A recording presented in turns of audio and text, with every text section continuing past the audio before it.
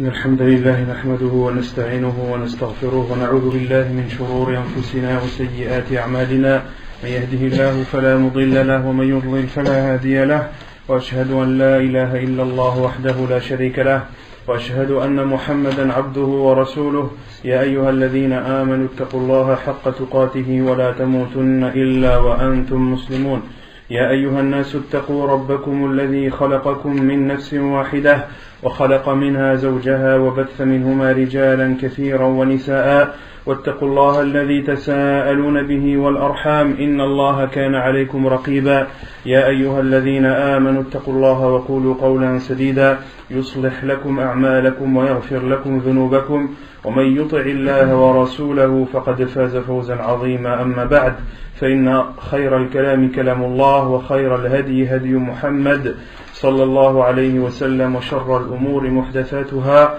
وكل محدثة بدعة وكل بدعة ضلالة وكل ضلالة في النار.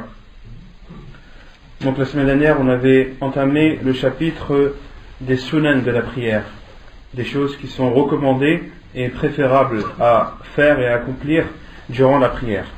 Et l'auteur a divisé ces sunan, ces choses recommandées à faire pendant la prière, les a divisées en deux, les verbales et celles qui se traduisent par des actes. Quelle est la définition d'une sunnah عند الفقهاء؟ Non. Chez les juristes, quelle est la définition d'une sunnah? Ahsant. Une sunnah chez les juristes, c'est lorsque tu l'as fait, tu es récompensé, et lorsque tu la délaisses, tu n'es pas châtié.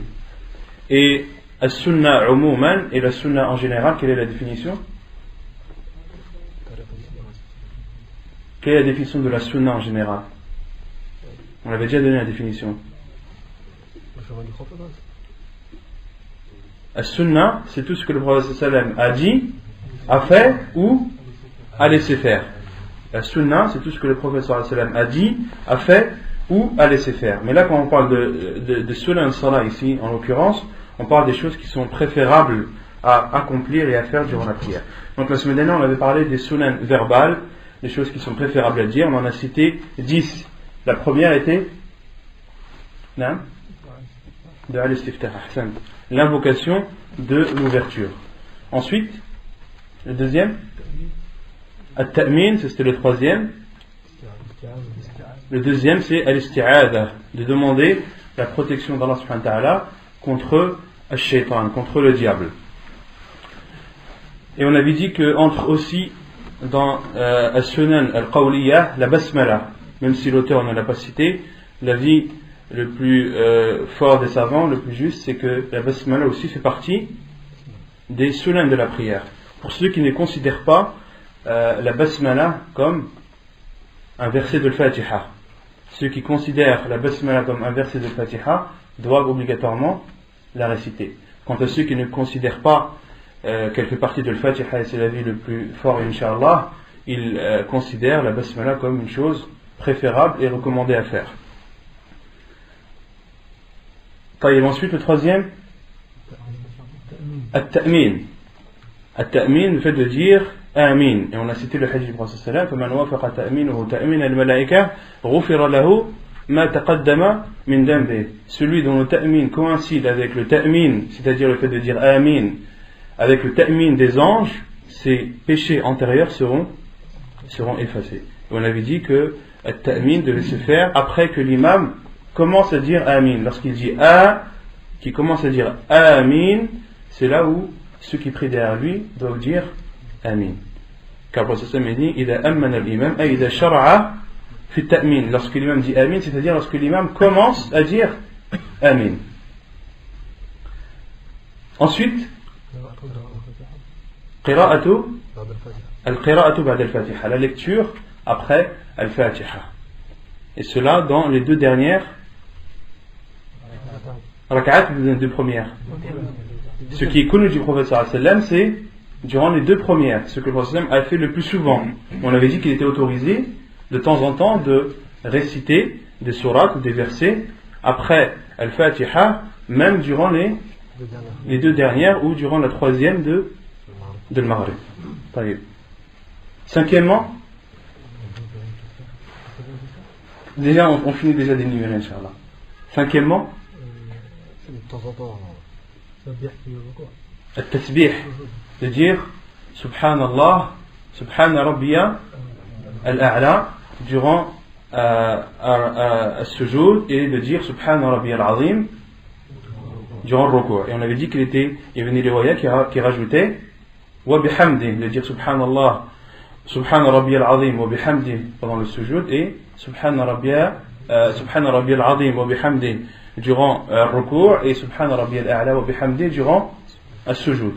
Sixièmement, al-ziyada ala al-tasmi', le fait de rajouter après la parole Sami'a Allahu liman hamida. On avait cité les différents hadiths du prophète sallallahu alayhi wa sallam et les invocations à dire, comme mil as-samawati wa mil al-ardi wa ma baynahuma wa mil ma shi'ta min shay'in ba'd. Sabi'an, le septième sunnah verbal, quel était? Ad-du'a'u bayna as-sajdatayn, l'invocation à dire durant les deux sujouds. On avait cité entre autres le fait de dire Rabbi ighfirli, Rabbi ighfirli, ou l'invocation qui est rapportée par Ibn Abbas radiyallahu anhu, que le prophète sallallahu alayhi wa sallam disait entre les deux sajdas Allahumma ighfirli, warhamni, wajburni, wahdini, warzuqni.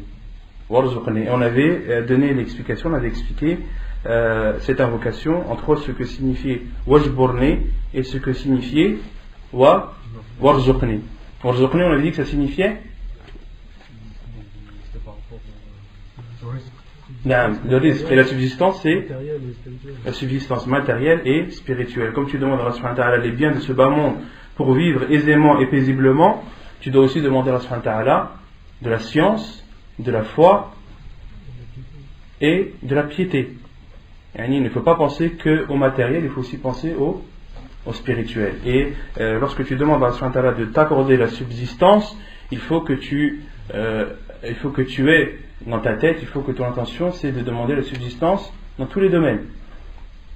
Huitièmement, on avait dit que c'était as-salatu ala nabi sallallahu alayhi wa sallam après le premier tashahhud, car après le second on avait vu que c'était un pilier de la prière, rukn min arkanis salat. Mais après le premier tashahhud, il fait partie de la sunna du prophète sallallahu alayhi wa sallam de prier sur lui. Neuvièmement,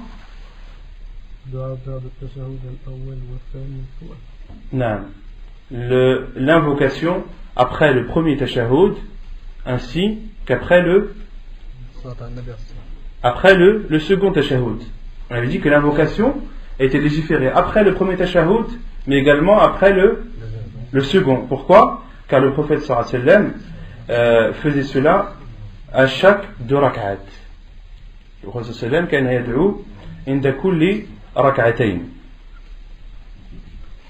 Comme il a dit, comme rapporté dans le hadith de Mas'ud, أن محمدا صلى الله عليه وسلم قال إذا قعدتم في كل ركعتين, lorsque vous vous asseyez toutes les deux rak'at. Et ensuite le prophète صلى الله عليه وسلم a cité التحيات et a dit par la suite ثم ليدعو ثم ليتخير أحدكم من الدعاء أعجبه إليه.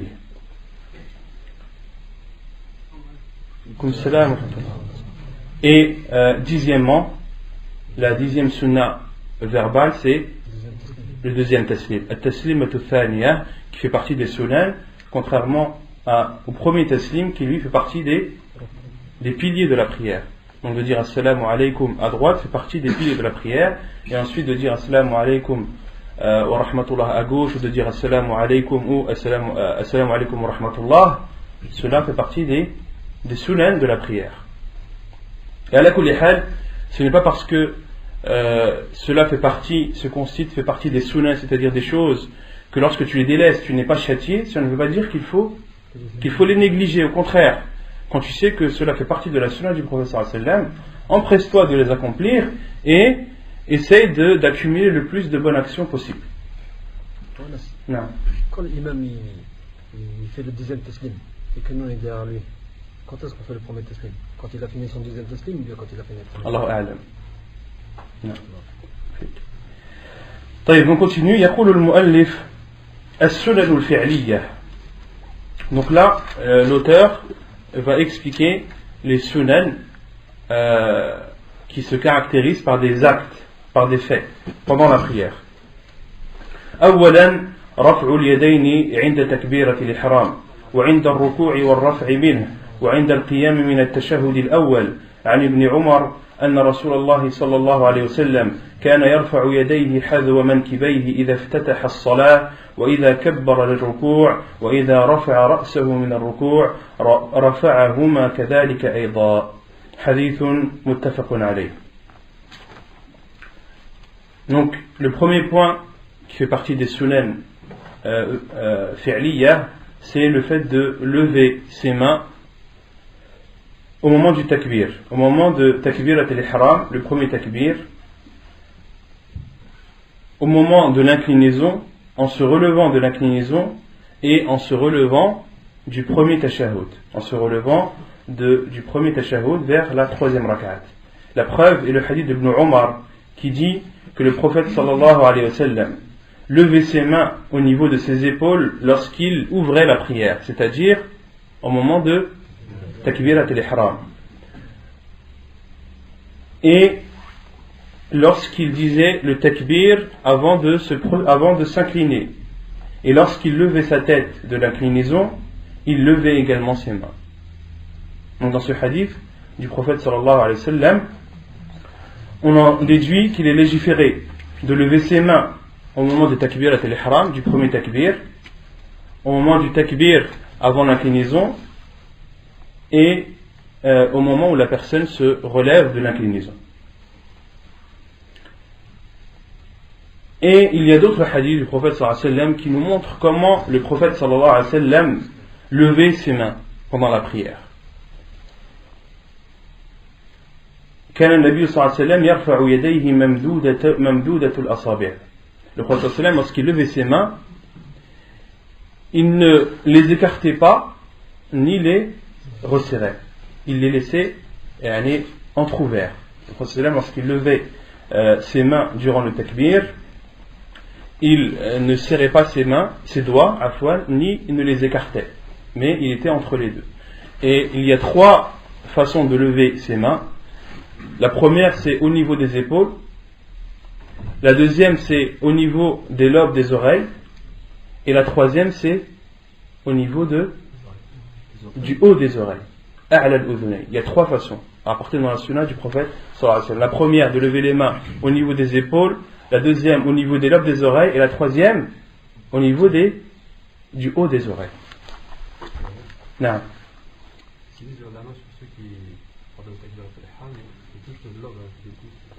Et Cheikh Al-Albani, donc le frère demande quel est le jugement de ceux qui touchent les lobes des oreilles avec leurs pouces au moment du takbirat al-ihram. Cheikh Al-Albani considère cela comme une innovation, comme une bid'a. Cela n'a aucune source, aucune origine dans la sunna du prophète sallallahu alayhi wa sallam. Et ce qui est rapporté aussi dans la sunna du prophète sallam, trois façons, trois moments où l'on doit lever les mains. Le prophète sallam de temps en temps levait les mains au moment du takbir, de temps en temps avant le takbir et de temps en temps après le takbir. Les trois sont autorisés. Donc lorsque tu lèves tes mains, il t'est autorisé de lever tes mains avant le takbir, pendant le takbir ou après le takbir. Comme cela a été rapporté dans Sifatu Salat al-Nabi sallallahu alayhi wa sallam de Cheikh Al-Albani rahimahullah, dans le livre La description de la prière du prophète sallallahu alayhi wa sallam de Cheikh Al-Albani rahimahullah. Non, il n'y a pas de précision. Allahu a'lam. L'écart entre les deux mains, Allahu a'lam. وعن نافع أن ابن عمر كان إذا دخل في الصلاة كبر ورفع يديه وإذا ركع رفع يديه وإذا قال سمع الله لمن حمده رفع يديه وإذا قام من الركعتين رفع يديه ورفع ذلك إلى النبي صلى الله عليه وسلم. حديث صحيح رواه أبو داود والبخاري. Et selon Nafi', il rapporte que Ibn Umar, lorsqu'il entrait dans sa prière, il faisait le takbir et levait ses mains. Et lorsqu'il s'inclinait, il levait ses mains. Lorsqu'il disait Sami Allahu liman hamida, il levait ses mains. Lorsqu'il se levait de la deuxième rak'at vers la troisième, il levait ses mains وَرَفَعَ ذَلِكَ إِلَى النَّبِي صلى الله عليه وسلم. Et il a attribué cela au prophète sallallahu alayhi wa sallam. Autrement dit, ce hadith est un hadith mawqouf, c'est un fait d'un compagnon, mais que les savants à qui les savants donnent le jugement de al-marfu'. C'est un fait d'un compagnon, mais qui a le jugement d'un hadith rapporté du prophète sallallahu alayhi wa sallam. Pourquoi? Car à la fin de l'Athar, Nafi' dit que Ibn Umar a attribué cela au prophète sallallahu alayhi wa sallam. Donc c'est comme si le prophète sallallahu alayhi wa sallam l'avait fait, et le prophète sallallahu alayhi wa sallam l'a fait. Qu'est-ce qu'on en déduit, qu'est-ce qu'on a de plus par rapport au premier hadith qu'on a cité? Non? Entre le deuxième et le troisième. La différence entre les deux hadiths, c'est le plus, c'est-à-dire que le prophète sallallahu alayhi wa sallam levait ses mains lorsqu'il se levait de la deuxième vers la troisième raka'a. Parce que cela n'est pas cité dans le premier hadith. Dans le premier hadith, il n'est pas cité le fait de lever ses mains lorsqu'on se lève de la deuxième vers la troisième raka'a. Concernant ce qu'on a cité au moment de takbirat al-ihram, au moment de l'inclinaison, en se relevant de l'inclinaison et en se relevant de la deuxième vers la troisième raka'a, cela, les savants disent que lever ses mains doit être fait tout le temps. Cela doit être fait tout le temps. Cela a été tout le temps rapporté du prophète sallallahu alayhi wa sallam. Il y a d'autres endroits de la prière, à d'autres moments de la prière, où qu'il fait partie de la sunna du prophète sallallahu alayhi wa sallam de lever ses mains, mais de temps en temps. Ce qu'on a cité là, il faut lever ses mains tout le temps. Et ce qu'on va citer par la suite, il faut lever ses mains de temps en temps. Non. Comme c'est rapporté tout le temps par le prophète, pourquoi ils l'ont mis en tant que sunna? Ils l'ont pas mis en tant que forme de la...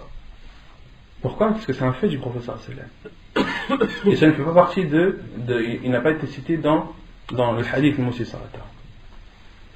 ويسن رفعهما أحيانا عند كل خفض ورفع لحديث مالك بن الحويرث أنه رأى النبي صلى الله عليه وسلم رفع يديه في صلاته وإذا ركع وإذا رفع رأسه من الركوع وإذا سجد وإذا رفع رأسه من السجود حتى يحاذي بهما فروع أذنيه حديث صحيح رواه النسائي والإمام أحمد في مسنده. Et il est légiféré de lever ses mains de temps en temps durant tous les mouvements de rabaissement ou de relèvement. À chaque fois que tu t'abaisses ou que tu te relèves de la prière, il fait partie de la sunna de temps en temps de lever tes mains à chaque fois que tu t'abaisses et à chaque fois que tu te relèves. La preuve est le hadith de Malik ibn al-Huwayrith qui dit qu'il a vu le prophète sallallahu alayhi wa sallam lever ses mains pendant sa prière, lorsqu'il s'inclinait, lorsqu'il relevait sa tête de l'inclinaison, lorsqu'il se prosternait, lorsqu'il relevait sa tête de la prosternation jusqu'à lever ses mains au niveau du haut de ses oreilles. Et عند فروع أذنيه أي أعلى أذنيه.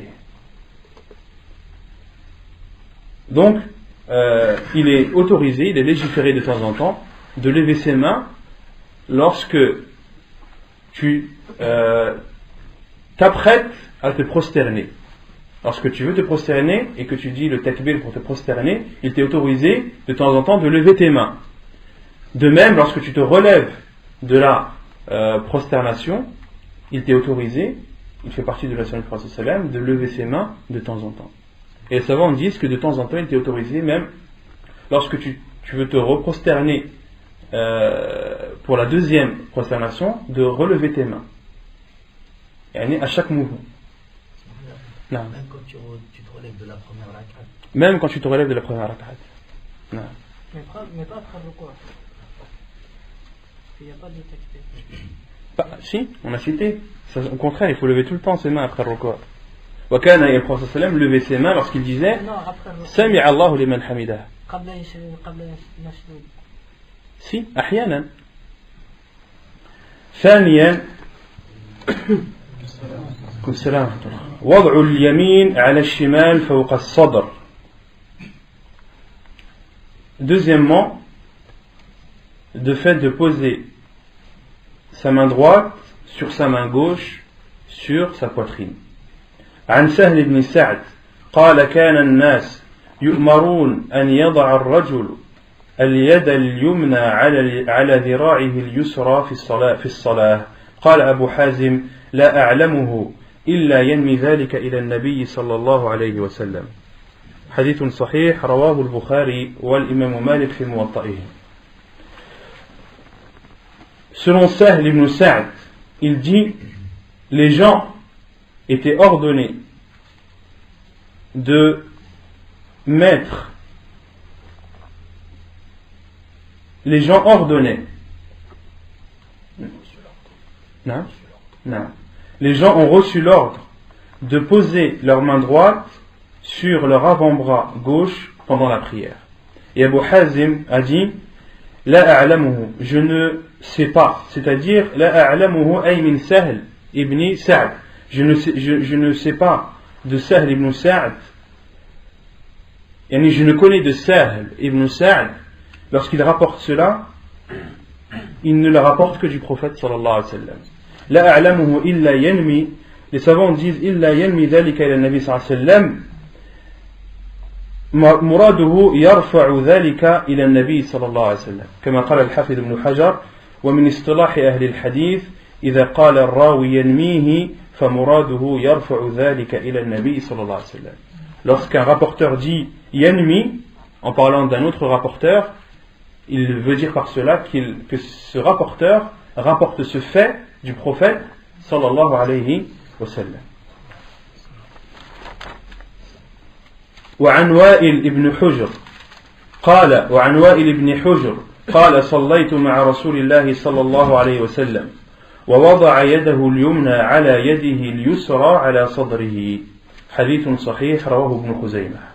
Et selon Wa'il ibn Hujr,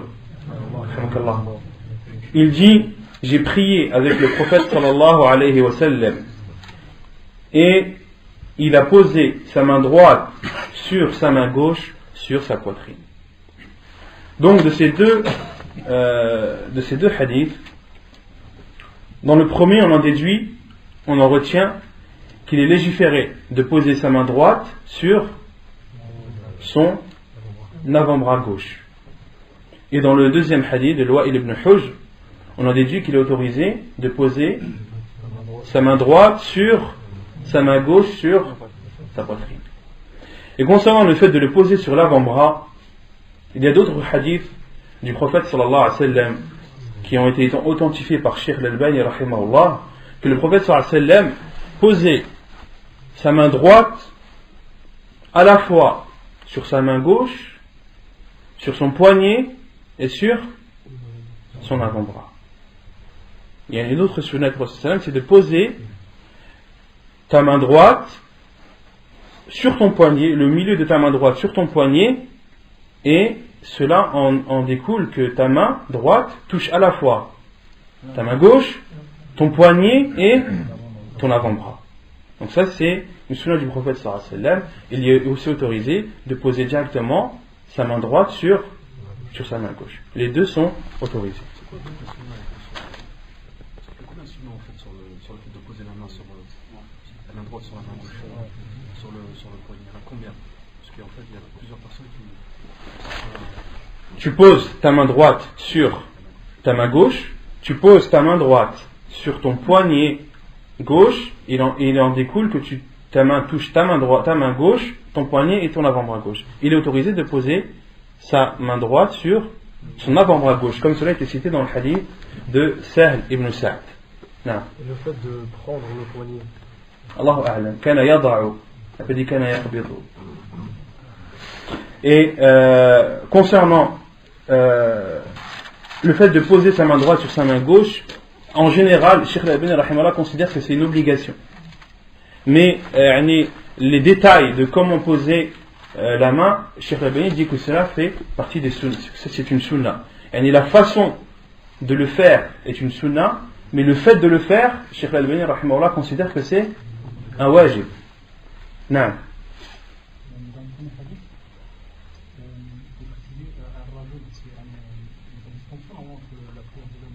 Non, il parle de rajul, il parle de l'homme en général. Et cela est valable pour l'homme comme pour la femme.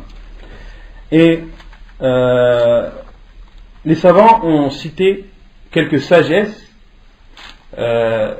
sur le fait de poser sa main droite sur sa main gauche pendant la prière ou sur son avant-bras gauche. Certains savants disent que cela est une posture d'humilité envers Allah subhanahu wa ta'ala. Yani, quand la personne pose sa main droite sur sa main gauche, cela c'est une humilité et c'est un rabaissement devant Allah subhanahu wa ta'ala. Et d'autres savants, comme a cité cela Al-Hafid ibn Hajar dans son livre Fath al-Bari, il dit, et certains savants ont cité des choses très étonnantes. Ils disent que l'intention réside dans le cœur. Une personne, lorsqu'elle veut protéger quelque chose, qu'est-ce qu'elle fait? Elle l'entoure. Quand tu veux protéger quelqu'un d'un mal, qu'est-ce que tu fais? Tu le prends dans tes bras, tu l'entoures. Et ça veut dire de même pour ton cœur. La personne, lorsqu'elle fait al-qabd, lorsqu'elle pose sa main droite sur sa main gauche sur sa poitrine, c'est comme si elle encerclait son cœur et qu'elle le préservait. Non. Et concernant le fait de poser ses mains en dessous du nombril, les savants du hadith sont unanimes sur la faiblesse de ces hadiths. Tous les hadiths qui stipulent que le prophète sallallahu alayhi wa sallam posait ses mains au-dessous de son nombril, les hadiths sont faibles. Ça, c'est une règle dans le hadith. Non. Au-dessus de la poitrine, pour ceux qui lèvent ici, voilà. Non. Au-dessus de la poitrine, ce n'est pas autorisé. En dessous, ce n'est pas autorisé. Ce qui est autorisé, c'est de faire comme le prophète sallallahu alayhi wa sallam a fait. Et le prophète sallallahu alayhi wa sallam posait sa main droite sur sa main gauche sur sa poitrine. ثالثا النظر إلى موضع السجود. Troisièmement, de regarder l'endroit de la prosternation. عن عائشة رضي الله عنها قالت لما دخل رسول الله صلى الله عليه وسلم الكعبة ما خلف بصره موضع سجوده حتى خرج منها. حديث صحيح رواه الحاكم. Il fait aussi partie des sunnahs de la prière de regarder l'endroit de la prosternation. La preuve est le hadith de Aïcha radiallahu anha qui dit, lorsque le prophète sallallahu alayhi wa sallam est entré dans la Kaaba, son regard n'a pas dévié de l'endroit où il posait son front lors de la prosternation jusqu'à en être sorti. Et le prophète sallallahu alayhi wa sallam, lorsqu'il est rentré dans la Kaaba, qu'est-ce qu'il a fait? Salla, il a prié. Quel est le jugement de fermer les yeux pendant la prière? Donc là, on a vu que la sunna du prophète sallallahu alayhi wa sallam, c'était de regarder l'endroit où la personne se prosterne. Et les hadiths qui nous prouvent cela sont innombrables.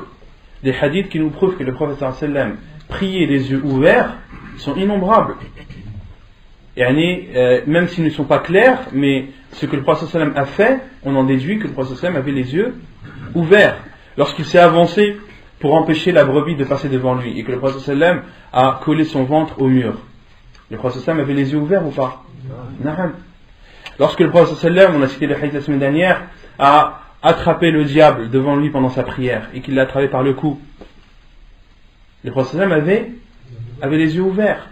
Et d'autres hadiths qui nous prouvent que le prophète sallallahu alayhi wa sallam, lorsqu'il priait les yeux ouverts. Lorsqu'il a prié et qu'il y avait un vêtement qui l'avait distrait, le fait que le vêtement l'ait distrait nous prouve que le prophète sallallahu alayhi wa sallam avait les yeux ouverts. Non? Mais en sujoud, les jambes de ses yeux, tu les gardes ouverts. Allahu a'lam. En sujoud, Allahu a'lam. Là, on parle de quand tu es debout. Parce que quand tu es en sujoud, tu ne peux pas voir l'endroit où tu poses ton front. Voilà. Non? Tu nous as dit que le prophète il est rentré dans la Kaaba, il a fait salat. Mais de quel côté il se dirigeait? Comment? De n'importe quel côté. Il est dans la Kaaba? Ben oui. Ah, C'est dans la Kaaba, tu te diriges de n'importe quel côté. Non. Et les savants, donc, quel est le jugement de prier les yeux fermés? Les savants disent que cela est makruh, que cela est détestable. Ils ne disent pas que c'est haram, ils disent que cela est détestable, que cela est déconseillé. Car cela n'a pas été rapporté dans la sunna du prophète sallallahu alayhi wa sallam. Et certains savants, comme l'imam Ibn al-Qayyim, rahimahullah, comme Cheikh Ibn Uthaymin, rahimahullah, disent que lorsque la personne éprouve la nécessité de fermer ses yeux parce qu'il y a un événement ou une chose présente à ses côtés qui est susceptible de la distraire pendant sa prière, il lui est autorisé de fermer ses yeux. Comme Cheikh Ibn Uthaymin a donné l'exemple, si tu pries et que devant toi il y a des enfants ou des enfants qui jouent à proximité, et le fait que tu pries les yeux ouverts, tu risques de les regarder et d'être distrait pendant ta prière. Qu'il t'est autorisé de fermer tes yeux. Ou bien lorsque tu pries et qu'une chose avec des décors ou des formes bien précises qui seraient susceptibles de te distraire pendant ta prière, alors ferme tes yeux pour te concentrer. Les savants disent, dans des cas de nécessité et de besoin, cela n'est pas détestable. Et l'imam al-Qayyim dit, bal huwa mustahab. Et l'imam al-Qayyim dit, au contraire, quand il y a des cas comme cela, il est préférable de fermer les yeux. Wallahu a'lam. Voilà. Naam. Est-ce qu'il y a quelque chose sur le fait de prier dans le noir? Allahu a'lam. Le jugement concernant le fait de regarder l'imam dans le salat. Le jugement sur le fait de regarder l'imam pendant la prière, les savants disent cela est autorisé. Car les compagnons du prophète sallallahu alayhi wa sallam ont vu le prophète sallallahu alayhi wa sallam. Lorsqu'ils ont décrit la prière du prophète sallallahu alayhi wa sallam, ils ont vu la prière et ils ont vu le prophète sallallahu alayhi wa sallam prier.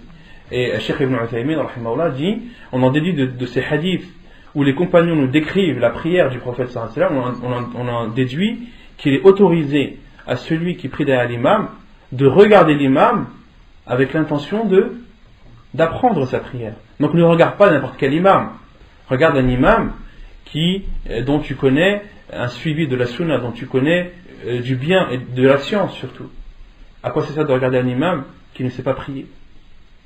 Et Cheikh Ibn Uthaymin dit à condition de ne pas tourner sa tête pendant la prière. Yani, c'est pas toi tu es dans le 4e saf à gauche et l'imam il est au milieu devant, de lever ta tête, de regarder à droite à gauche pour essayer de voir l'imam. Non. Là, Cheikh Ibn Uthaymin dit cela n'est pas légiféré. Si tu es derrière l'imam, de telle sorte que en levant ta tête ou en levant tes yeux, tu regardes l'imam et tu peux l'observer, là oui, cela est autorisé. Allahu a'lam. رابعا أن يفعل في ركوعه ما تضمنته هذه الأحاديث من الهيئات. Quatrièmement, de faire pendant l'inclinaison ce qui est rapporté dans les hadiths suivants. عن عائشة رضي الله عنها قالت: كان رسول الله صلى الله عليه وسلم إذا ركع لم يشخص رأسه ولم يصوبه ولكن بين ذلك. حديث صحيح رواه مسلم وأبو داود. وعن أبي حميد في وصفه لصلاة النبي صلى الله عليه وسلم قال: وإذا ركع أمكن يديه من ركبتيه ثم هرس ظهره. وعن وائل بن حجر أن النبي صلى الله عليه وسلم كان إذا ركع فرج أصابعه. Quatrièmement, donc, نعم ايش قلت انا؟ نعم.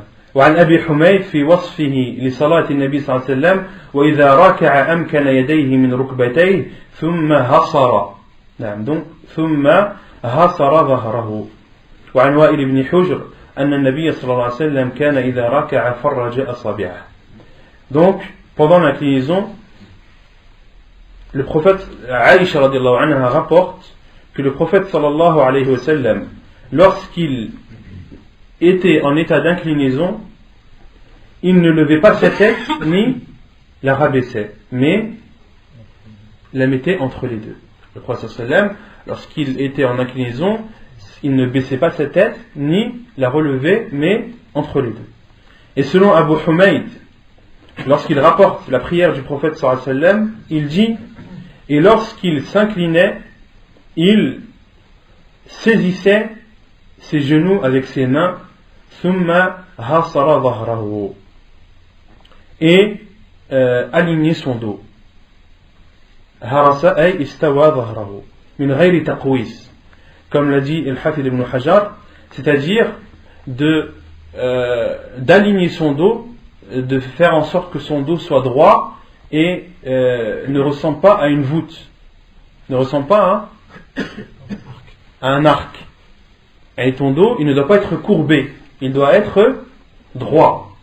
Le prophète sallam kana thumma harasa dhahrahu, c'est-à-dire qu'il mettait droit son dos, que son dos était droit et n'était pas courbé. Et selon Wa'il ibn Hujr, il rapporte que le prophète sallallahu alayhi wa sallam, lorsqu'il s'inclinait, il écartait ses doigts. Lorsqu'il saisissait ses genoux, le prophète sallallahu alayhi wa sallam écartait ses doigts.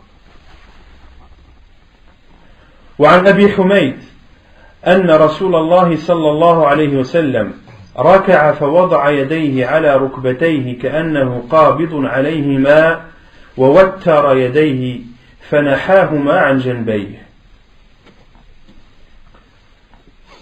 Et selon Abu Humayd, il rapporte que le prophète sallallahu alayhi wa sallam, lorsqu'il s'inclinait, il posait ses mains sur ses genoux comme s'il les attrapait, comme s'il les saisissait. وَوَتَّرَ يَدَيْهِ. Et le prophète sallallahu alayhi wa sallam tendait ses mains et ses bras comme étendue la corde d'un arc. Comme étendue la corde d'un arc.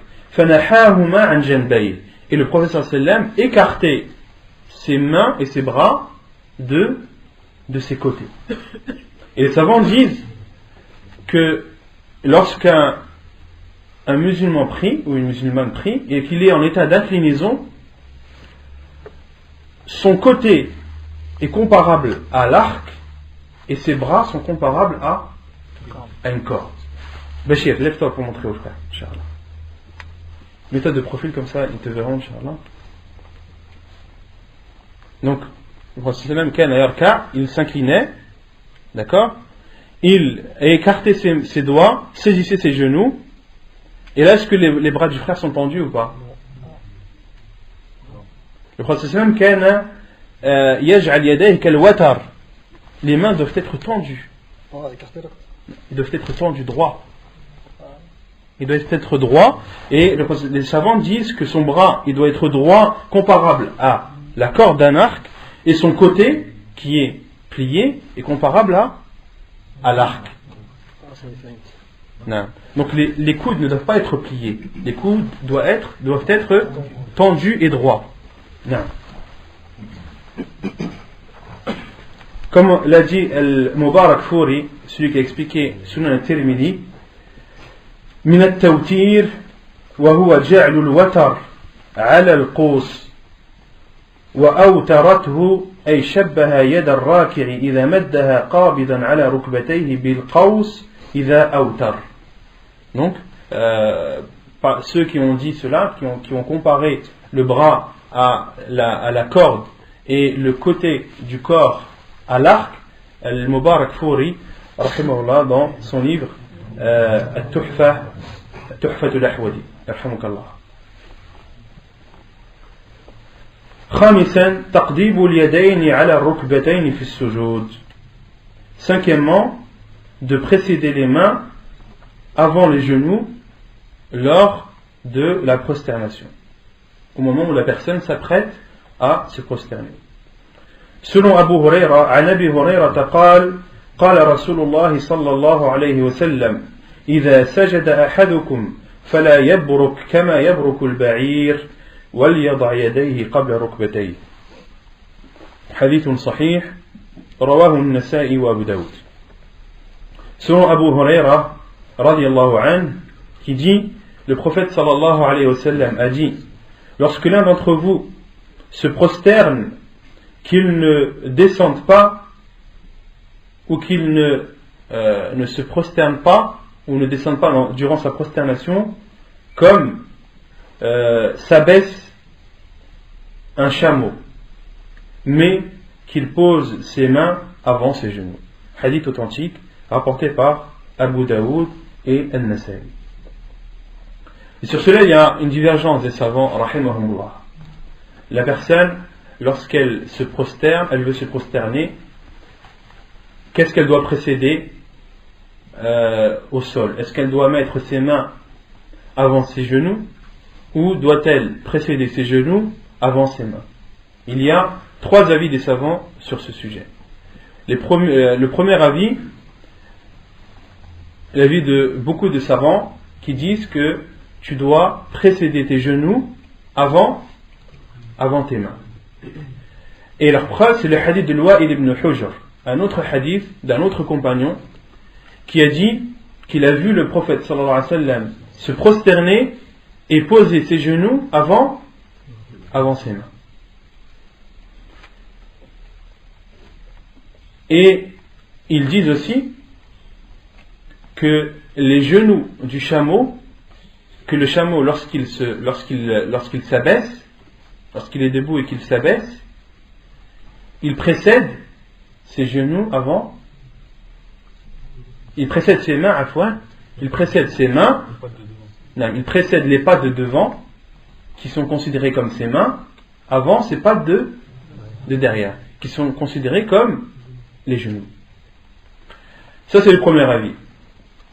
Le deuxième avis, les autres savants disent non, tu dois précéder tes mains avant tes genoux, car dans ce hadith, le hadith d'Abu Huraira, le prophète sallam a dit et qu'il pose ses mains avant ses genoux. Et ils disent les genoux du chameau sont sur ses pattes avant.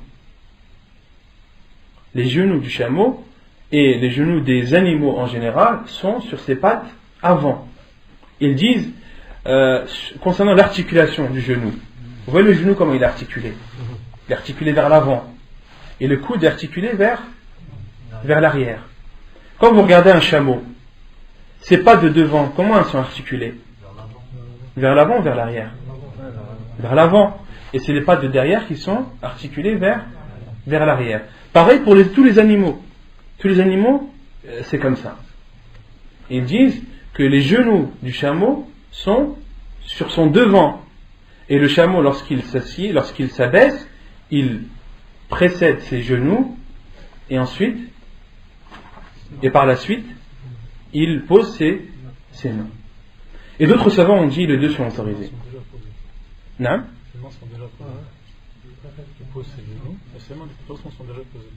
Non, il les allonge. Non. Et d'autres savants ont dit les deux sont autorisés. En rassemblant les deux hadiths, disent de temps en temps de précéder ses genoux et de temps en temps de précéder les mains. Et ceux qui disent qu'il faut précéder les mains avant les genoux répondent au premier hadith de Wa'il ibn Hujr qui dit qu'il a vu le prophète sallallahu alayhi wa sallam précéder ses genoux avant ses mains. Qu'est-ce qu'ils disent? Que le hadith est faible. Que le hadith est faible. Et les savants qui disent que la personne doit précéder ses genoux avant ses mains, qu'est-ce qu'ils répondent au hadith d'Abu Huraira où le prophète sallallahu alayhi wa sallam a dit qu'il pose ses mains avant ses genoux? Qu'est-ce qu'ils répondent? Ils disent que cela est inversé. C'est une inversion du rapporteur du hadith. Que le rapporteur du hadith s'est trompé.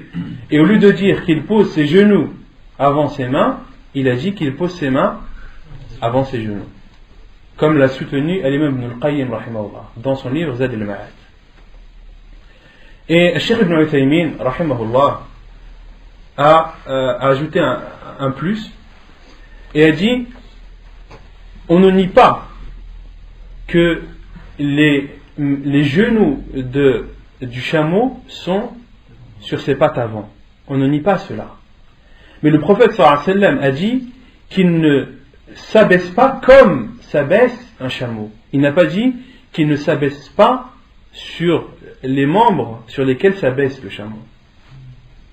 Le prophète sallallahu alayhi wa sallam a dit il ne s'abaisse pas comme. C'est l'image. C'est la description de l'abaissement. Le chameau, lorsqu'il s'abaisse, qu'est-ce qu'il précède? Le devant ou l'arrière? Le devant, puis l'arrière. D'accord? Et Cheikh Ibn Uthaymin dit lorsque tu poses tes mains avant tes genoux, quand tu descends, ta descente est comparable au chameau, car tu as posé tes mains, puis tes genoux. Ça, c'est l'avis de Cheikh Ibn Uthaymin, rahimahullah, et c'est vrai que c'est un avis qui est très fort. Et le Cheikh Al-Abbad, hafidahullah, qu'Allah le préserve, dit, le prophète sallallahu alayhi wa sallam nous a interdit de nous baisser comme s'abaisse un chameau, c'est-à-dire avec force, avec violence. Que le chameau, lorsqu'il s'abaisse, il s'abaisse avec force. Et on entend le bruit du chameau lorsqu'il s'abaisse. Et Cheikh Al-Abbad dit que le prophète nous a interdit de descendre rapidement et avec force, comme descend le chameau. Donc ça, ce sont les avis des savants. Ala kulli hal, les avis les plus répandus, c'est soit tu précèdes tes mains avant tes genoux, d'accord, en considérant que le hadith de Abu Huraira est authentique et que ce n'est pas une inversion de la part du rapporteur, ou bien tu considères que le hadith de Wa'il ibn Hujr qui dit qu'il a vu le prophète sallallahu alayhi wa sallam mettre ses genoux avant ses mains, qu'il est authentique, et que le hadith d'Abu Huraira est inversé, tu as le choix entre les deux. Et suis l'avis dans lequel tu es le plus apaisé, suis les savants envers lesquels tu as le plus confiance.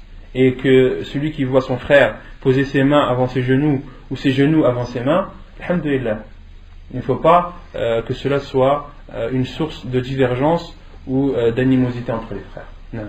Donc Michel Al-Haddad lui dit qu'on pose les mains en premier alors? Non, Cheikh dit que tu poses tes genoux avant. Il dit le mieux c'est de poser ses genoux avant ses mains. Comme le Cheikh Ibn Baz aussi, Cheikh Ibn Baz rahimahullah dit Al-Amru wasi'. Cheikh Ibn Baz dit tu as le choix, que tu poses tes mains avant tes genoux ou tes genoux avant tes mains, cela est semblable, mais Cheikh Ibn Baz rahimahullah dit mais le mieux c'est de poser ses genoux avant ses mains. Wallahu a'lam.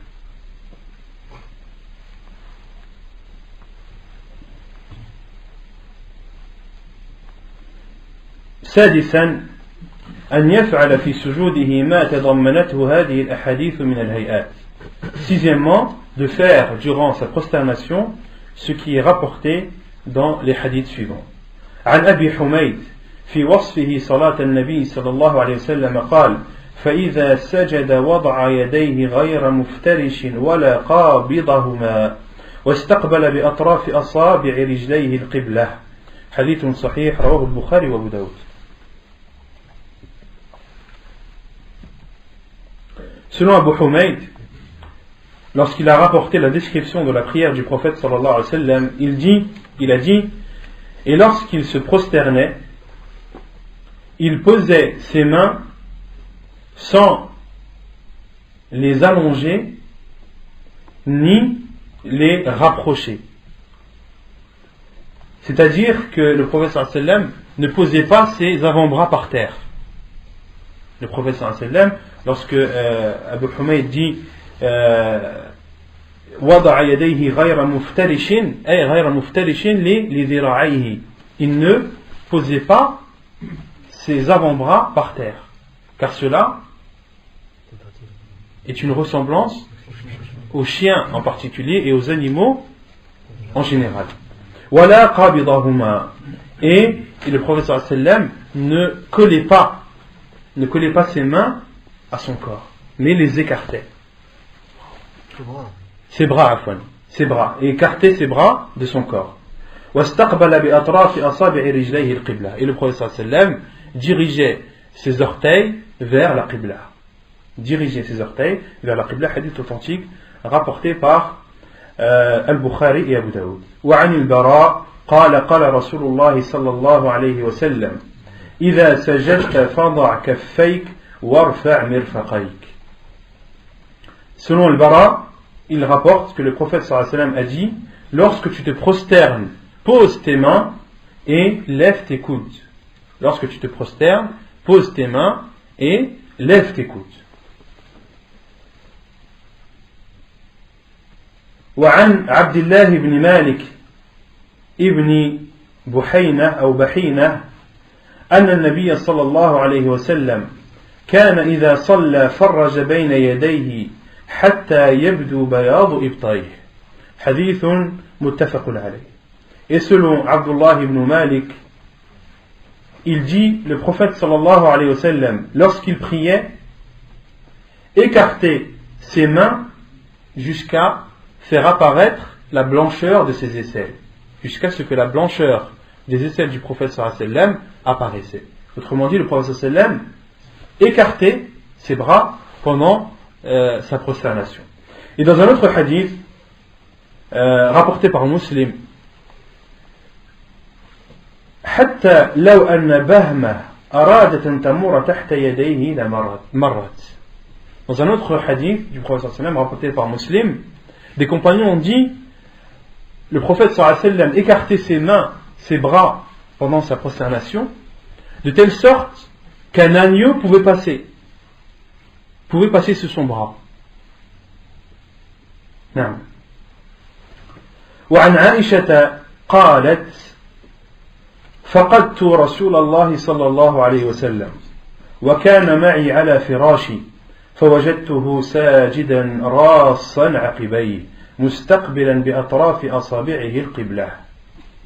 حديث صحيح رواه ابن خزيمة والبيهقي. Et selon Aïcha radiallahu anha, elle dit, j'ai perdu le prophète sallallahu alayhi wa sallam alors qu'il dormait à mes côtés. Je l'ai alors trouvé en état de prosternation.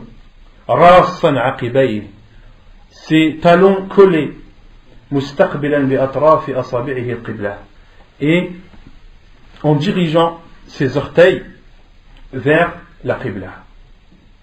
Donc dans ce hadith de Aïcha radiallahu anha, on en déduit que le prophète sallallahu alayhi wa sallam, lorsqu'il était prosterné, il collait ses talons. Il collait ses talons. وعن وائل بن حجر قال أتيت المدينة فقلت لأنظرن إلى صلاة رسول الله صلى الله عليه وسلم فذكر بعض الحديث وقال ثم هوى فسجد فصار رأسه بين كفيه.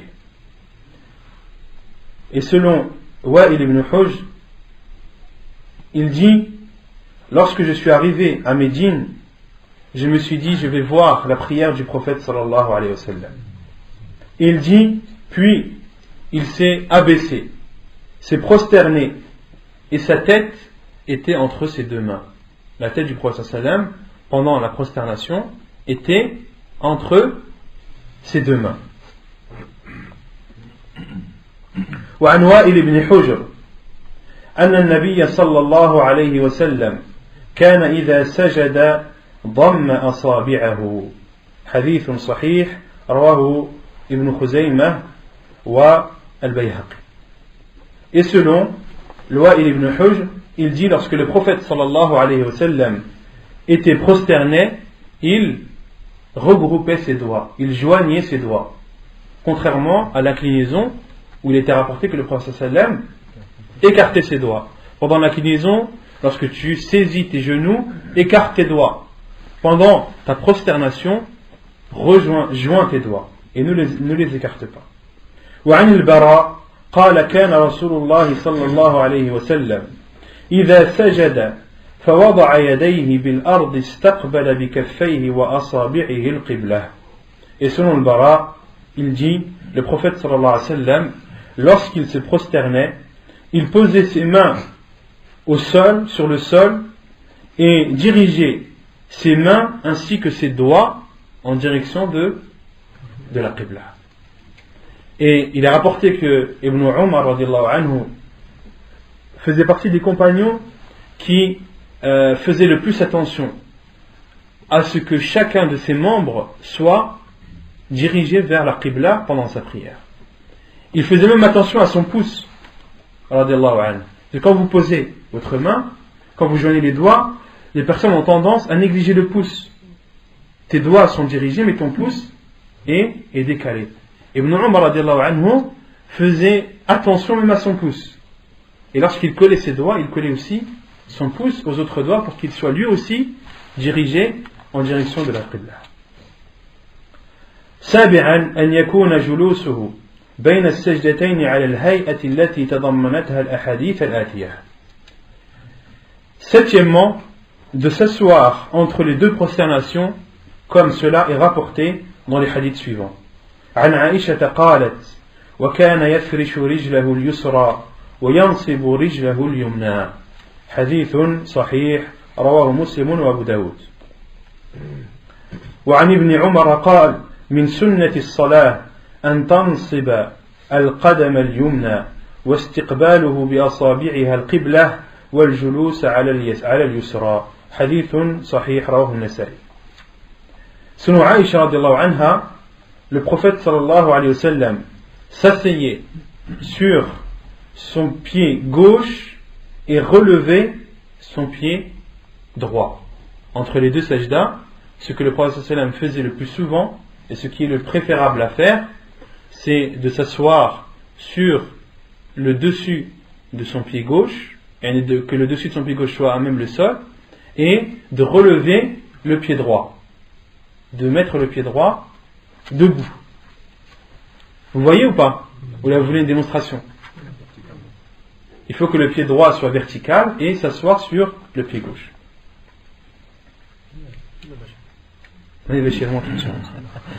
Et il y a l'autre hadith de Ibn Omar qui dit, fait partie de la sunna durant la prière de lever le pied droit, de diriger les orteils de ce pied droit vers la qibla et de s'asseoir sur le pied gauche, comme le frère le fait. Là, il est assis sur son pied gauche, son pied droit est debout, et les orteils de son pied droit sont dirigés vers la qibla. Ça, c'est l'assise entre les deux prosternations. C'est ce que le prophète sallam faisait le plus souvent. وعن طاووس قال قلنا لابن عباس في الإقعاء على القدمين فقال هي السنة فقلنا له إنا لنراه جفاء بالرجل فقال ابن عباس بل هي سنة نبيك صلى الله عليه وسلم. أثر صحيح رواه مسلم وأبو داود. Il y a une autre sunna entre les deux sujoud, ce que les savants appellent al-iq'a. Qu'est-ce que l'iq'a? Qui connaît l'iq'a? Non. Tu t'assois sur tes... Fais une démonstration, Inch'Allah.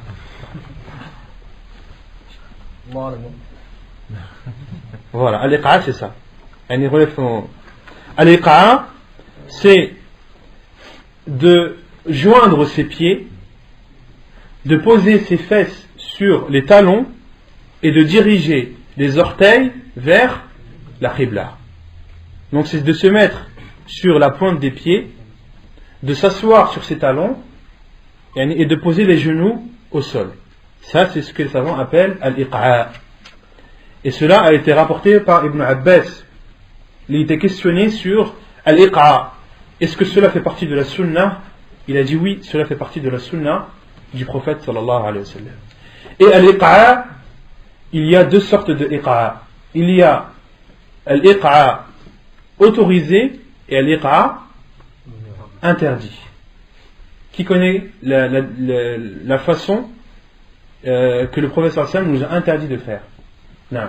Celui qui veut me montrer, celui qui veut dire la façon, il faut qu'il la montre. Non.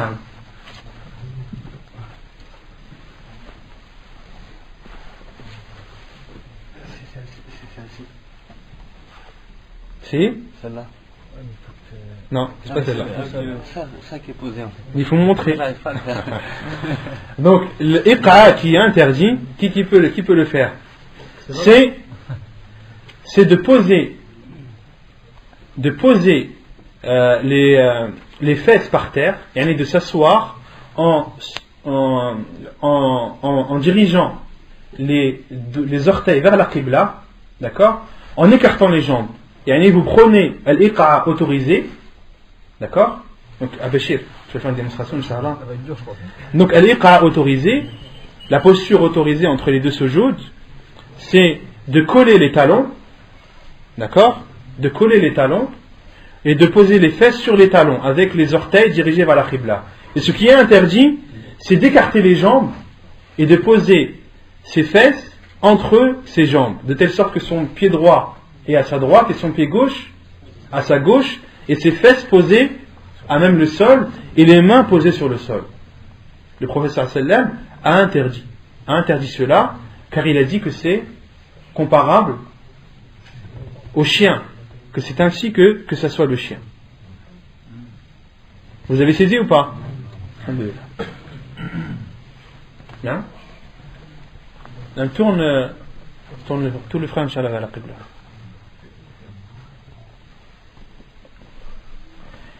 Et al-iqa', cela a été rapporté par beaucoup de compagnons, radiallahu anhum. Cela a été rapporté par Abdullah ibn Abbas, qui le faisait, Abdullah ibn Umar et Abdullah ibn Zubayr. Comme At-Tawus dit, j'ai vu Al-Abad ila Thalata, j'ai vu les trois Abdullah faire al-iqa' entre les deux prosternations. Et il parle des trois Abdullah en parlant de Abdullah ibn Abbas, Abdullah ibn Umar et Abdullah ibn Zubayr radiyallahu anhuma. Certaines personnes le font ça quand ils viennent pour se lever. Ils font jalsatul istiraha et après ils font cette chose et après ils montent. C'est autorisé ça? Ils font quoi? Iqa'? Non. Allahu a'lam. Al-iqa', ce que je sais, c'est que c'est une sunna entre les deux sajdas. Allahu a'lam. ثامنا ألا ينهض من السجود حتى يستوي جالسا, de ne pas se relever de la prosternation jusqu'à s'asseoir. عن أبي قلابة أو قلابة عن أبي قلابة بارك الله فيك قال أخبرنا مالك بن الحويرث الليثي أنه رأى النبي صلى الله عليه وسلم يصلي فإذا كان في وتر من صلاته لم ينهض حتى يستوي قاعدا. حديث صحيح رواه البخاري وأبو داود. Autrement dit, qu'il faut observer une assise avant de se relever de la prosternation vers la troisième, vers la deuxième ou la quatrième rak'ah. C'est-à-dire jalsat al-istiraha, la posture du repos.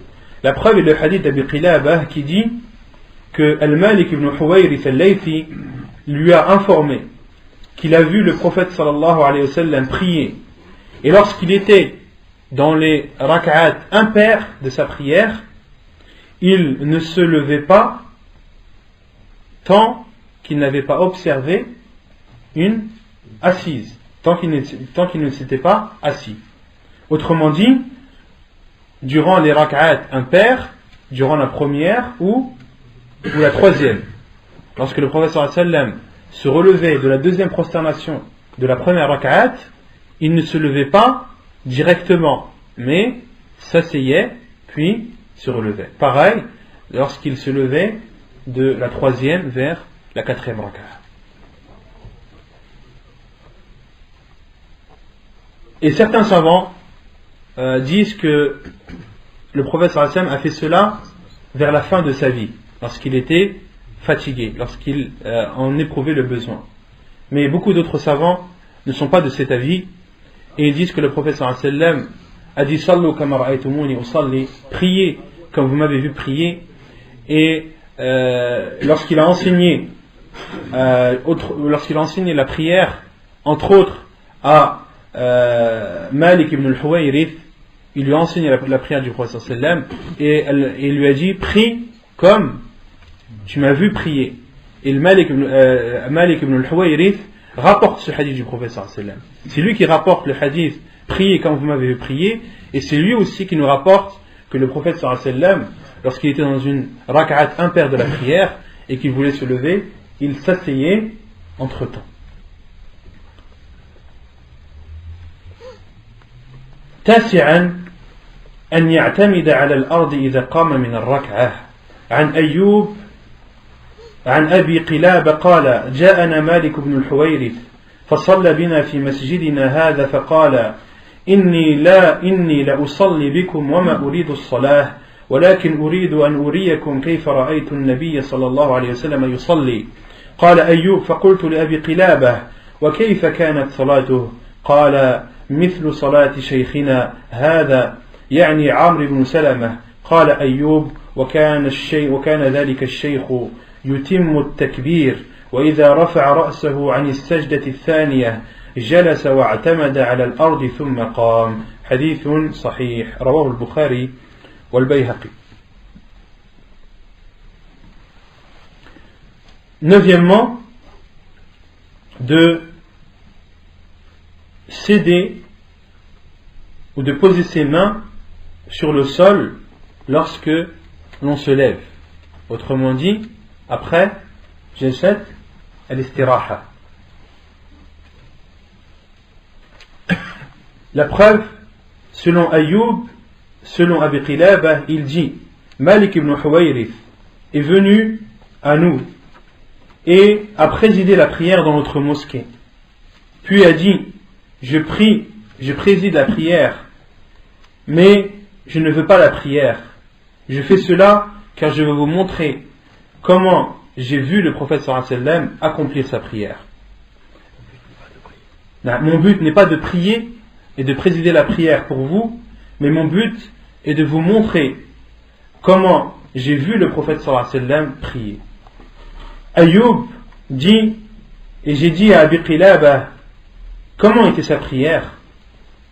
Ayyub, Abi Qilaba lui a dit, la prière était comparable à la prière de cet homme âgé, en parlant de Amr ibn Salama. Et Ayyub dit, et ce cheikh, cette personne âgée, disait le takbir, yutimmu takbir. Yutimmu takbir, c'est-à-dire qu'il disait at-takbir dans sa totalité. Qu'il disait, pendant sa prière, Allahu Akbar, dans sa totalité. Pourquoi? Car des gens disent, par exemple lorsqu'ils veulent s'incliner, Allah, ou bien quand ils veulent se prosterner, Allah. On n'entend que Allah. Alors que la science du prophète c'est de dire Allahu Akbar. Et Amr ibn Salama, lorsqu'il disait le takbir, kana yutimmu takbir, il le disait dans sa totalité. Et le fait de dire Allahu Akbar, ou bien de dire Allahu et de dire Akbar dans son intérieur, cela fait partie des innovations de la prière. وإذا رفع رأسه عن السجدة الثانية, et lorsqu'il relevait sa tête de la deuxième prosternation, il s'asseyait واعتمد على الأرض, puis s'appuyait en s'aidant du sol, s'appuyait sur le sol, puis se levait.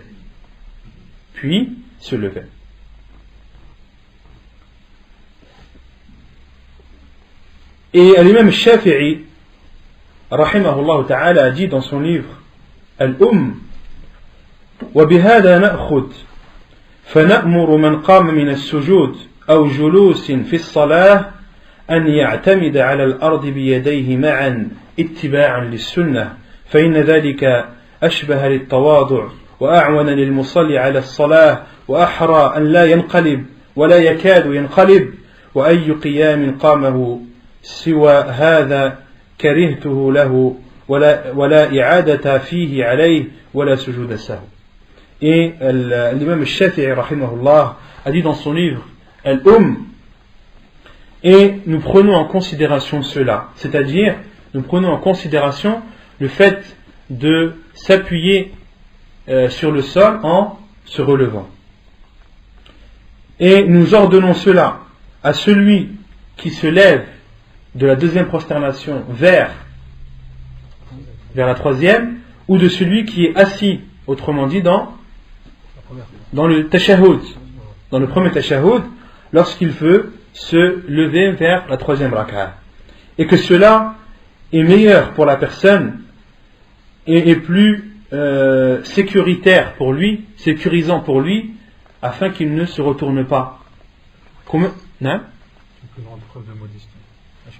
Non, sahih. Il a dit, c'est d'abord une preuve de modestie pendant la prière, de se relever en s'aidant, en appuyant ses mains sur le sol. Il a dit, premièrement, c'est une preuve de modestie. Ensuite, deuxièmement, cela permet à la personne de ne pas se retourner en arrière, de ne pas tomber en arrière. Car on voit des personnes, lorsqu'elles se lèvent en posant les mains sur les cuisses, sans les poser par terre, on voit des personnes qui tombent, des personnes qui sont déjà tombées, qui sont déséquilibrées vers l'arrière, ou des personnes qui ont failli tomber, qui ont été déséquilibrées. Pourquoi? Parce qu'ils sont levés sans s'être appuyés sur le sol. Non? Et même Shafi'i dit, et cela, on doit faire cela car on se doit de suivre la sunna du prophète sallallahu alayhi wa sallam. Il y a une manière de poser ses mains pour se lever. Non. Concernant la manière de poser les mains sur le sol, il y a deux façons. Les savants ont divergé. Certains savants ont dit tu poses tes mains sur le sol. Tu poses la paume de tes mains sur le sol. D'autres savants, comme Cheikh Al-Albani rahimahullah, disent tu poses tes poings sur le sol.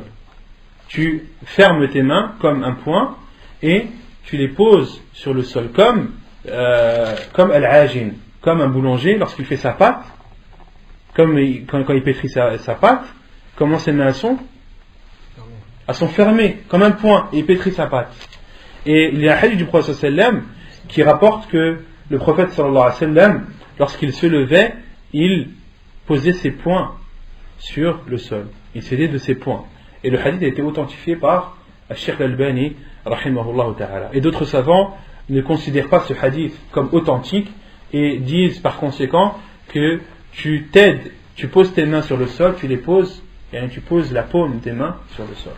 Il y a deux avis. Celui qui considère le hadith authentique, il pose ses poings. Celui qui considère que le hadith n'est pas authentique, il pose la paume de ses mains. Non.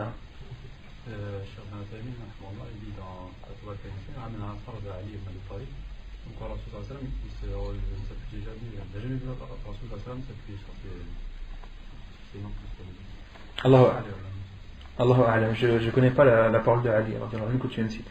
Je sais que le hadith, je sais que la divergence vient sur le hadith du prophète sallallahu alayhi wa sallam. Les savants qui ne considèrent pas de poser le poing disent que le hadith est faible. Et Cheikh Al-Albani lui le considère comme authentique. Wallahu a'lam. Naam. Barakallahu fik. Et le fait que Ali radiallahu anhu dise qu'il n'a jamais vu le prophète sallallahu alayhi wa sallam poser ses mains sur le sol en s'aidant pour se relever, le fait que Ali radiallahu anhu ait nié cela, est-ce que ça veut dire que le prophète sallallahu alayhi wa sallam ne l'a jamais fait? Aïcha radiallahu anha n'a-t-elle pas dit qu'elle n'a jamais vu le prophète sallallahu alayhi wa sallam uriner debout? N'a-t-elle pas dit que celui qui vous rapporte que le prophète sallallahu alayhi wa sallam a uriné debout, il a menti? Elle n'a pas dit ça? Bien sûr. Et des compagnons qui ont vu le prophète sallallahu alayhi wa sallam uriner debout. Des compagnons du prophète sallallahu alayhi wa sallam qui ont vu le prophète alayhi wa sallam uriner debout. Et les savants ont dit que Aïcha radiallahu anha a informé de ce qu'elle savait. Et celui qui sait, c'est une preuve contre celui qui ne sait pas. Donc si des compagnons du prophète sallallahu alayhi wa sallam ont rapporté que le prophète alayhi wa sallam s'est aidé de ses mains en se relevant, cela ne contredit pas la parole de Ali radiallahu anhu qui dit qu'il n'a jamais vu le prophète sallallahu alayhi wa sallam. Car Ali radiallahu anhu rapporte de ce qu'il sait et les autres compagnons ont rapporté ce qu'ils savent. Wallahu a'lam.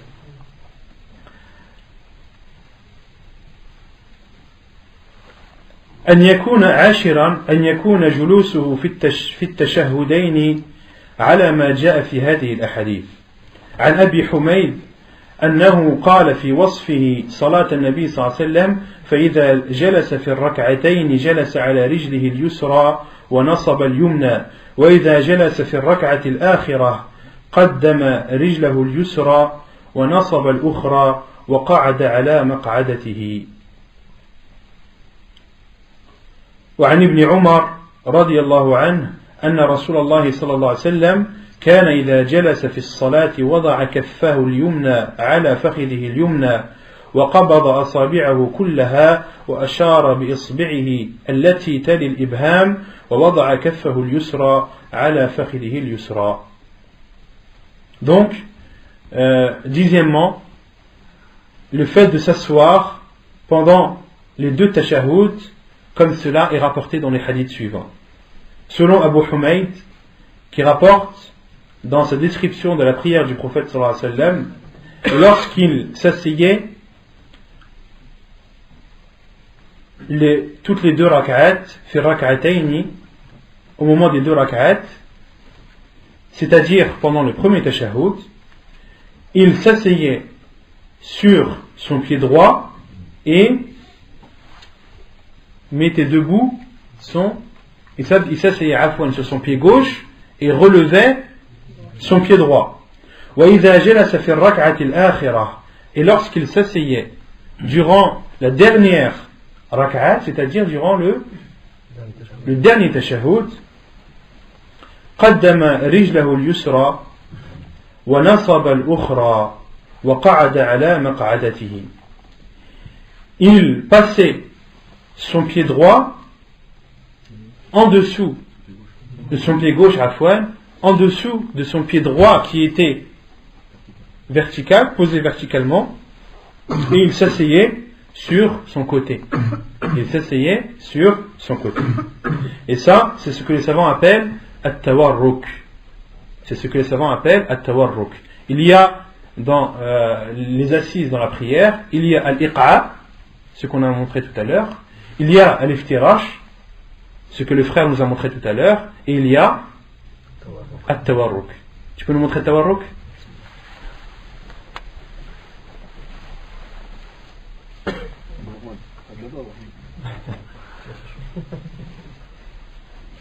Donc at-tawarruk, c'est de mettre son pied gauche en dessous de son pied droit, de lever son pied droit, le mettre vertical, de diriger les orteils vers la qibla et de s'asseoir sur son côté, sur le côté de sa cuisse gauche. Hada huwa at-tawarruk. Et ça, le prophète alayhi salam le faisait durant la dernière rak'ah, c'est-à-dire durant le dernier tashahhud. Des prières à 3 ou à 4. Des prières à 3 ou à 4 rak'at. Non. Jamais à 2. Non. À 2, le prophète sallam, il faisait al-iftirash. Le prophète sallam faisait al-iftirash. Non. Tu sais, des fois dans la salat, il n'y a pas de place. Mais comment? Fattaqullah mastata'tum. S'il n'y a pas de place, crains Allah comme tu le peux. Non. Et selon Ibn Umar radiallahu anhu, il rapporte que le prophète sallallahu alayhi wa sallam, lorsqu'il s'asseyait pendant la prière, il posait sa main droite sur sa cuisse droite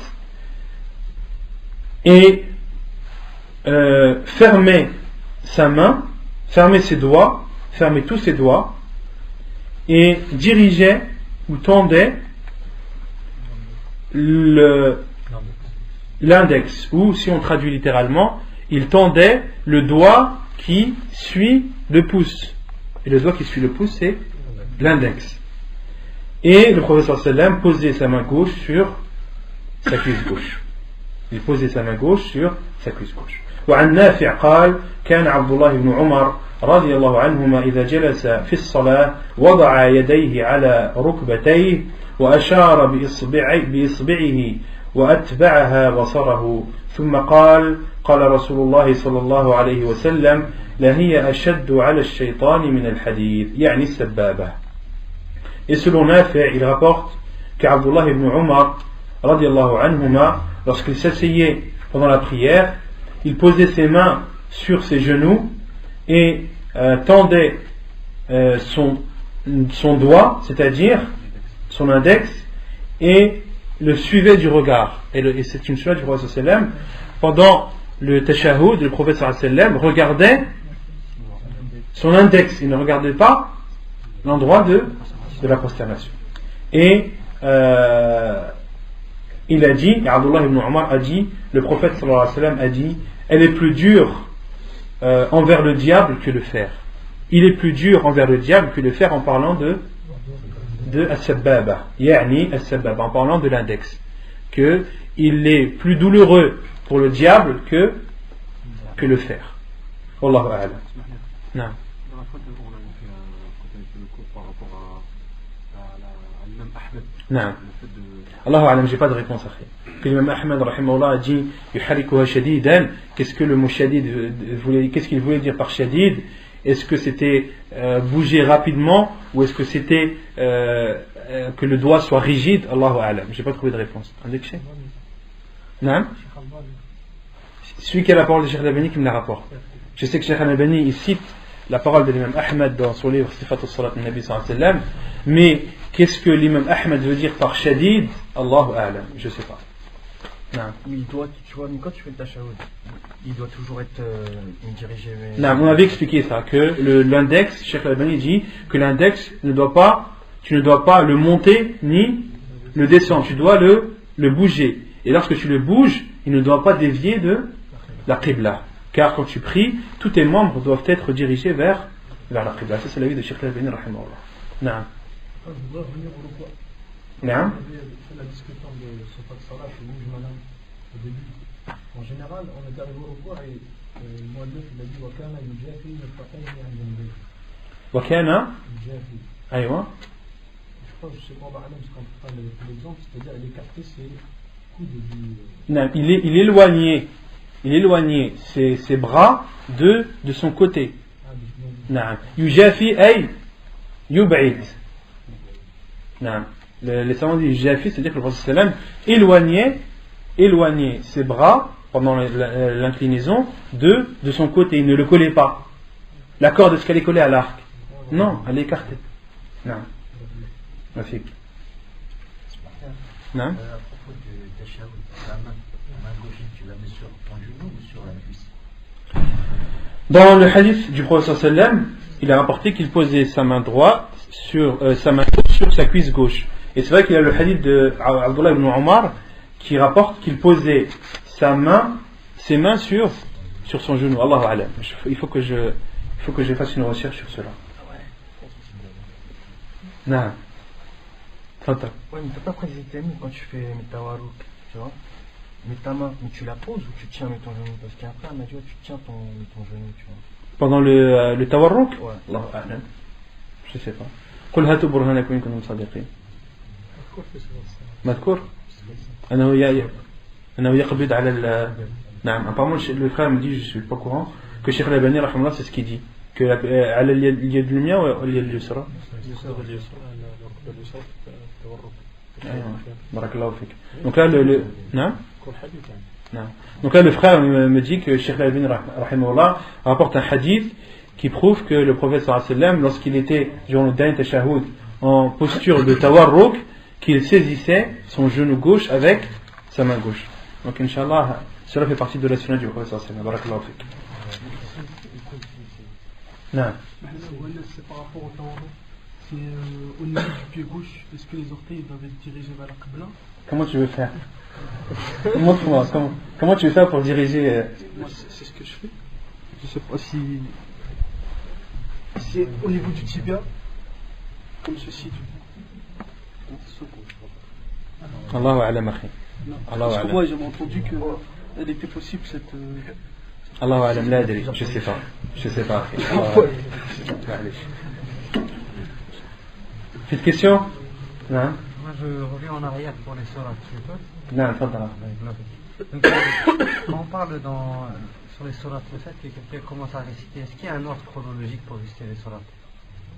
Est-ce qu'il y a un ordre chronologique? C'est-à-dire, est-ce qu'il suit dans ce qu'il y a dans le Coran? C'est-à-dire, il commence par réciter les sourates. Les savants disent, le fait de suivre, Rachid, le fait de suivre l'ordre de citer de réciter les sourates, les savants disent le préférable c'est de suivre l'ordre du mushaf. Mais il y a des hadiths du prophète sallallahu alayhi wa sallam qui nous prouvent que de temps en temps il est autorisé de ne pas suivre l'ordre du mushaf, et ils en déduisent par cela que cela est autorisé. La preuve c'est le hadith où Abdullah ibn Abbas a vu le prophète sallallahu alayhi wa sallam prier et l'a rejoint dans sa prière de nuit, et le prophète sallallahu alayhi wa sallam a commencé par lire Surat Al-Baqarah, puis Surat Al-Nisa, et ensuite Al-Imran. Les savants ont dit que Tartib, ce n'est pas une obligation de suivre l'ordre du Coran, mais que cela était autorisé. Allahu a'lam. Pour quand on lit les notes sur la poitrine, c'est quoi le document pour ceux qui lâchent les bras? Il ne suit pas la sunna du prophète sallallahu alayhi wa sallam. Là, l'auteur a considéré cela comme une sunna. Donc autrement dit, si on suit l'avis de l'auteur, il n'a pas fait quelque chose de mal. parce qu'il a délaissé une sunna. Mais Cheikh Al-Albani rahimahullah considère lui que al-qabd, que le fait de poser sa main droite sur sa main gauche, c'est une obligation. Car il y a un hadith du prophète sallam qui dit, en parlant des prophètes, qu'ils ont été ordonnés de laisser pousser leur barbe et de poser leur main droite sur la main gauche sur leur poitrine. Et Cheikh Al-Albani dit, il y a un autre hadith qui prouve, c'est le hadith de celui qu'on a cité, de Sahl ibn Sa'd, qui dit les gens étaient, on leur avait ordonné, kana nas yu'marun, les gens avaient été ordonnés. Et Cheikh Al-Albani dit, il y a dans ce hadith une preuve que de poser sa main droite sur sa main gauche c'est une obligation. Mais d'autres savants disent que non, ce n'est pas une obligation, cela fait partie des sunans de la prière. Wallahu a'lam. Sur quoi il y a un troisième point qui dit qu'il n'y a pas de tahrim par rapport à Cheikh Moukmil, il dit qu'on peut tahrir l'histoire. Non. يضعفون الرواية. Ils disent que وكان يحركها que la version est faible, donc il ne la prend pas en considération. Je voulais savoir, la dernière fois on avait parlé sur le fait que quand une personne passe devant toi, elle te coupe la salat. Et en fait, je voulais savoir ce que, en fait, couper quoi, ça représente quoi? Est-ce que c'est une diminution de la hasanat? C'est couper. Ça, on avait parlé de. Non, justement, on t'avait dit tout à l'heure venir dessus. Mais... Une personne qui. Non, une personne qui passe devant toi, on dit que ça. On a dit qu'une personne, lorsqu'elle prie vers une sutra, quelle que soit la chose qui passe devant lui, sa prière n'est pas annulée. Ouais, ça c'est clair. Non. Mais quand une personne passe devant toi, ça. Et quand tu n'as pas de sutra, lorsque quelqu'un passe devant toi, ta prière est diminuée. La récompense de ta prière est diminuée. Mais lorsque tu n'as pas de sutra et que passe devant toi une femme, un âne ou un chien noir, ta prière elle est annulée, elle est batte, et là tu peux recommencer l'iqama et les takbirat al-ihram. Diminuer, ça veut dire que. Dans l'ajr, dans la récompense, elle est diminuée dans la récompense. Pourquoi? Parce que tu n'as pas pris vers une sutra.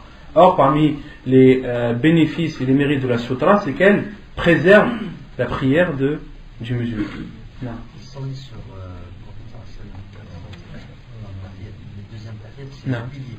Non, c'est un pilier. Je voulais savoir si, quand tu fais par exemple, masjid ou les sunnah, c'est déjà dans salat soub, c'est 2 rak'at. Non. Deuxième, premier, il n'y a qu'un tahiyat. Donc c'est il est considéré comme le dernier. C'est un pilier. Non. Et dans les sunnah, c'est-à-dire rak'at al-majid ou pareil, c'est un pilier. Quand on parle des piliers de la prière, que ce soit une prière obligatoire ou surrogatoire, c'est une prière. Donc tous les piliers qu'on a cités, ils sont valables à la fois pour les prières surrogatoires et pour les prières obligatoires. Ceux qui prient en marchant les mains, ils se basent sur quoi? Ils sont basés sur quoi? Ils n'ont aucune preuve. Parce que ceux qui disent que comment dire, qui n'est pas légiféré de poser ses mains droites sur sa main gauche sur la poitrine, il se base sur des paroles qui ont été mal comprises de l'imam Malik rahimahullah.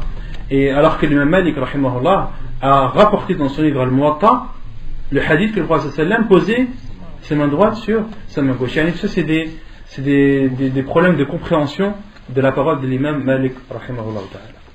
ونكتفي بهذا القدر وصلى الله وسلم وبارك على نبينا محمد وعلى آله وصحبه أجمعين وآخر دعوانا الحمد لله رب العالمين.